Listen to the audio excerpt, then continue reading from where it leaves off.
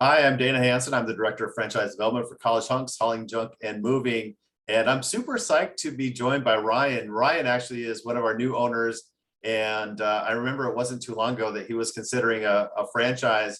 Ryan, great to see you in the green and the orange. Yeah, happy to be here. So would you mind introducing yourself? Just kind of let folks know where you're located and a little bit about your background prior to joining College Hunks. Yeah, so we're located in New Brighton, Minnesota. My background prior to College Hunks is I was a lawyer at a large law firm in Chicago. And so I did that for 4.5 years and then jumped into this. Awesome. So would you mind sharing maybe what was it about College Hunks that kind of grabbed your attention? Why did you choose College Hunks? Yeah, well, I remember actually, Dana, we had a conversation and I was telling you, like, I've got an option to go with this franchise or you guys. And we had talked about how I had a kind of a passion for helping out young guys. I'm a youth leader at my church, and I like helping young guys find direction. And I remember you saying on this conversation, you said, well, I mean, that's one of the things that you enjoy doing and are passionate about. I don't think that you will, find another place that can help you do that better than here.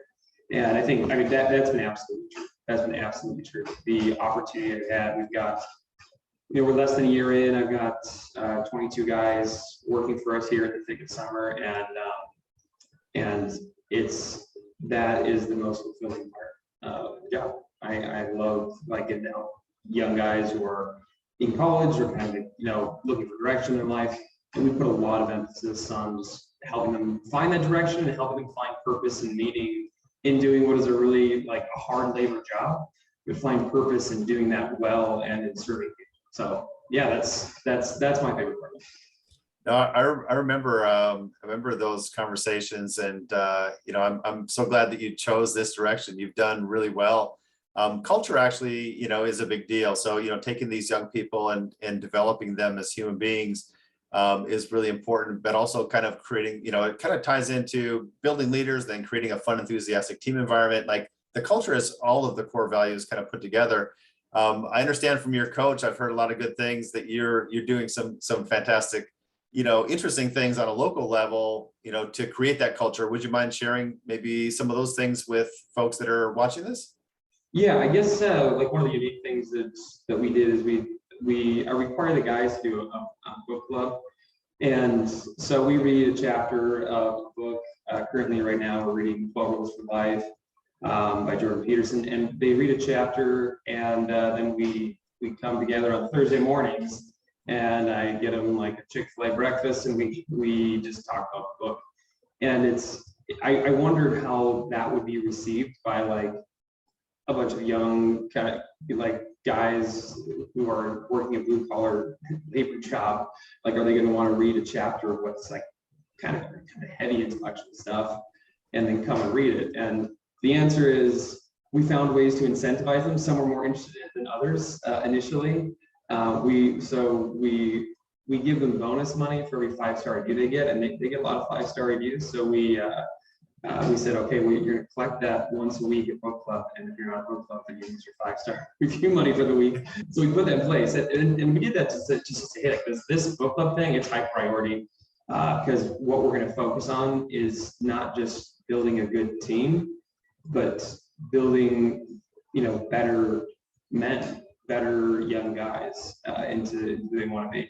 And that was what I wanted to do. The byproduct of it, which I didn't really know exactly how that would affect it, but what it did is it created a cohesive set of values, all of which we had talked about. Honesty is a really good example. We went all the way down to the line of hey, if your girlfriend asks you, do I look good in this dress? You don't think so? What do you say? We got this discussion.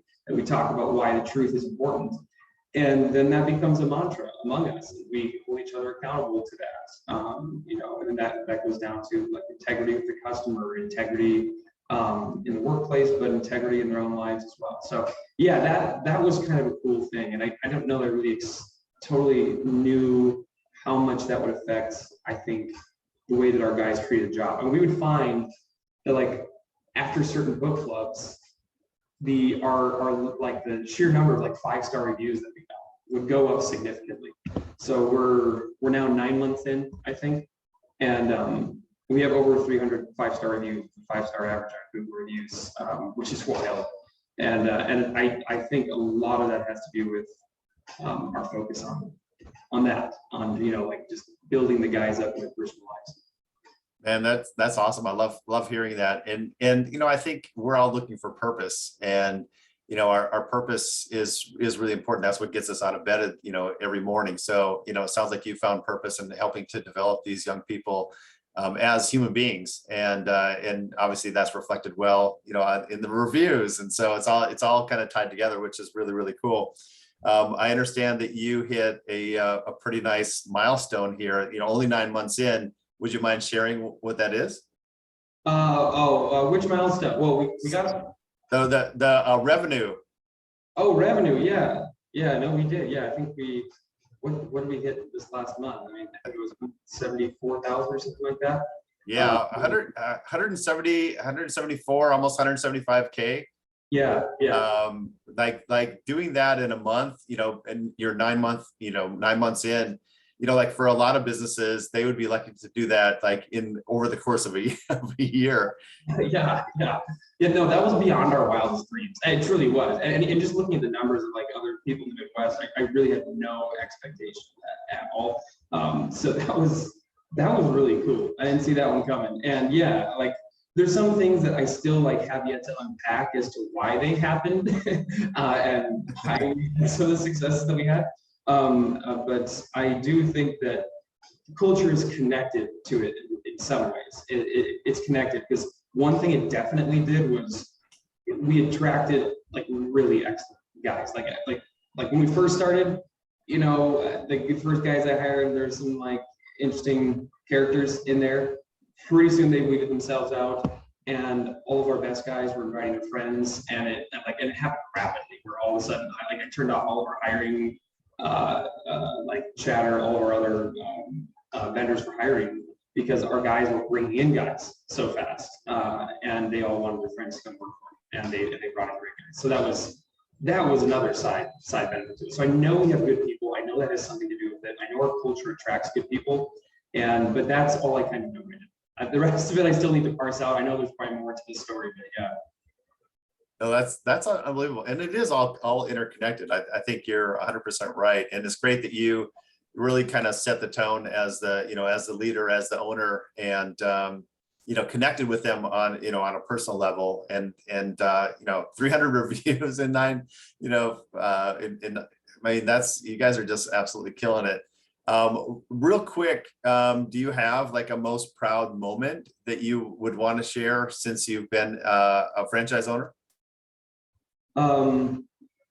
Yeah, I think that there's been a couple times where I've had guys come up to me one-on-one and just say like, you know, thank you, you know, for the focus that you had on us, and like we felt you genuinely cared.